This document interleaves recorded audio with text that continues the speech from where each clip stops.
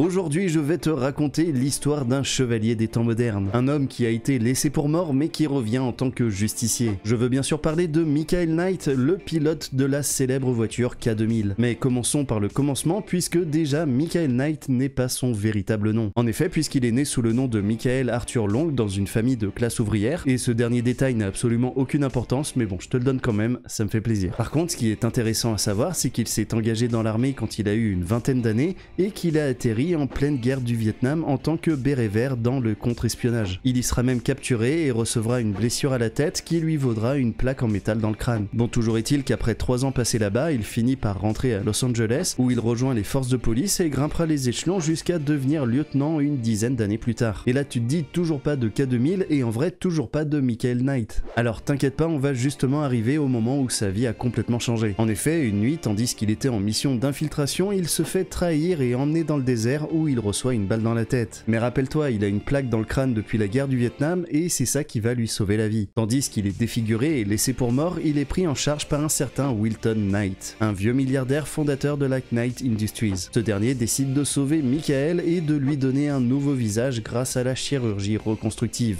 Mais pas n'importe quel visage, celui de son fils décédé. Alors est-ce que c'est chelou et un petit peu malsain? Personnellement je pense que oui, mais bon, ça n'est pas la question. D'autant plus qu'après on apprend que le fils en question n'était pas mort mais emprisonné, puis finalement non, il se serait inspiré du visage de Milton. Bref, en vrai ils étaient un petit peu indécis sur la question. Toujours est-il qu'à son réveil, Michael Long est officiellement mort et il se voit affublé d'un nouveau nom, Michael Knight. Avec cette nouvelle identité, une mission lui est confiée par la Flag, une branche de Knight Industries, et il devra donc lutter contre le crime et aider ceux qui en ont besoin, tel un chevalier des temps modernes. Et oui, nous y voilà. Mais bien sûr, que serait un chevalier sans sa monture? Et justement, après la mort de Wilton, qui était gravement malade, son successeur, Devon Miles, lui confie KITT, une voiture dotée d'une technologie et d'une intelligence artificielle avancée qui appartenait à Milton. Ensemble, ils vont commencer par retrouver ceux qui avaient tenté de tuer Michael, mais après ça, ils partiront sur les routes afin de défendre la veuve et l'orphelin. Et maintenant, on va faire un petit bond dans le temps, puisqu'après plusieurs années, il prendra tout simplement sa retraite. Mais on découvrira aussi qu'il a un fils, Michael Tracer. Ce dernier reprendra la suite de son père et même son nom, devenant ainsi le nouveau Michael Knight.